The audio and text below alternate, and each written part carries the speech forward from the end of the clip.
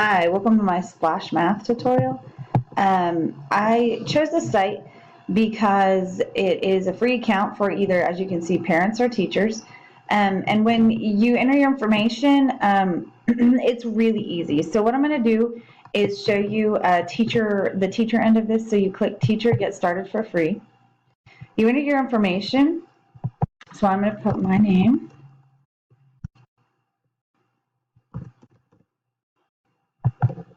Okay.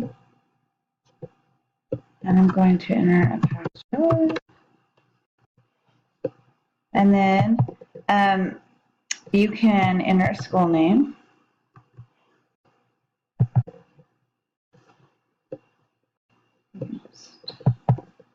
Okay. Enter that basic information.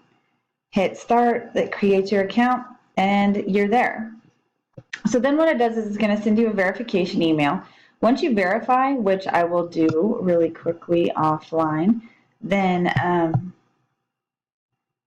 you will, oops, resent it. Hold on.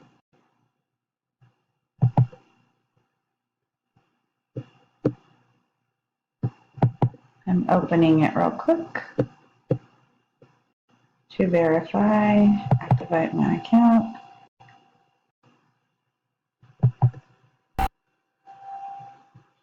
And now you can see part of this. Sorry, I'm trying to get it to activate really quickly. Okay, so now I'm in my free classroom.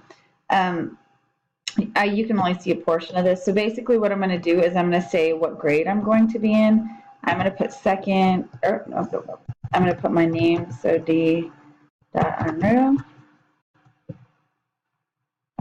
And then what grade. So it goes first kindergarten through fifth. And I know a lot of you don't teach these grades, but this might be a great resource if you're a principal or a tech advisor.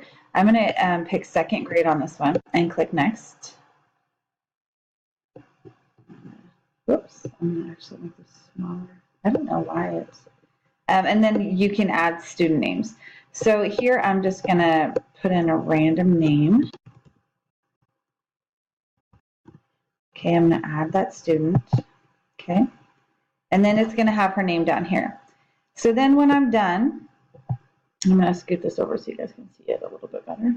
I'm going to click Done Adding Students because I'm only going to add one. And then you can download your parent cards, which I'm not going to download parent cards right now, but you can click Download Parent Cards or Go to Class. I'm going to click Go to Class.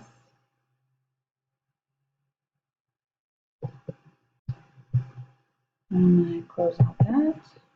And then you're in your classroom, okay?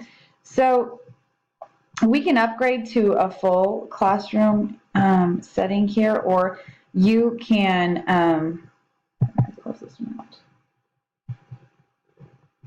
I'm going to re-log in real quick so you can see it better.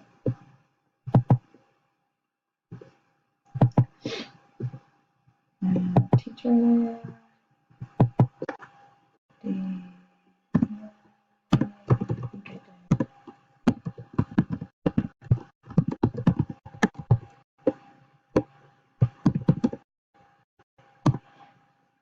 I think I did that. I'm not sure what I did for my login that I did this. There we go. Okay. So we're back in. And no, thank you. So this tells you how many problems they've answered here, what their accuracy rate is, and time spent per kid. So here you have the curriculum base, which I really wanted to show you guys. So on second grade, you have, you see here that it has all the units here, and I checked with my fourth grade standards, and they match Common Core standards to a T. So here it has Common Core mapping, and it tells you the Common Core standard that it relates to, and I really, really enjoyed it because as a principal, I know that it's standards-based, which is what I'm going to need for something to support my teachers. So here you can click on student performance if you want to look at the individual child. And you can see how much time they've been on and their correct answers, things like that. You can't really see the whole thing because I've got the screen shrunk a little bit so I can see my other stuff. But you can see the time they've spent on each unit and the percentage they've got. And then you can click viewing their report to see details on how well they have completed these chapters as you work through for extra help. Then you can do class performance, which tells you the entire class. Which if you want to do a premium classroom, you can, but I don't need to do that.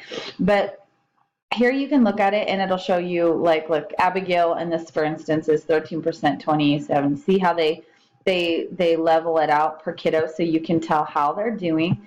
As a teacher, and if you needed access to this would just be a really good data point if you had a kid that you needed an extra data point for, whether it was for an IEP or anything like that, it would be good. And there's also math challenges, which you can go into, and you can add students and give them more challenges. You can also assign specific work to these kids, okay? And another thing I really liked about it was that,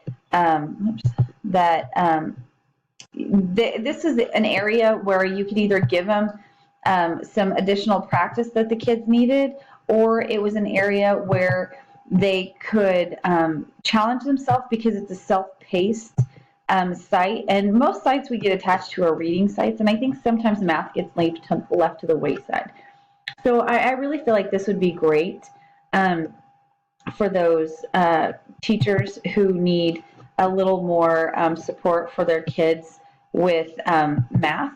And it's engaging and fun, and a lot of times kids don't even realize what they're doing, but it's a really good way for the kids to get that extra work. It might even be a great alternative for homework versus paper homework if you have enough kids who have access to the internet. And I just really think that this may be also another really great secondary support, maybe possibly another way of a blended classroom in a younger setting.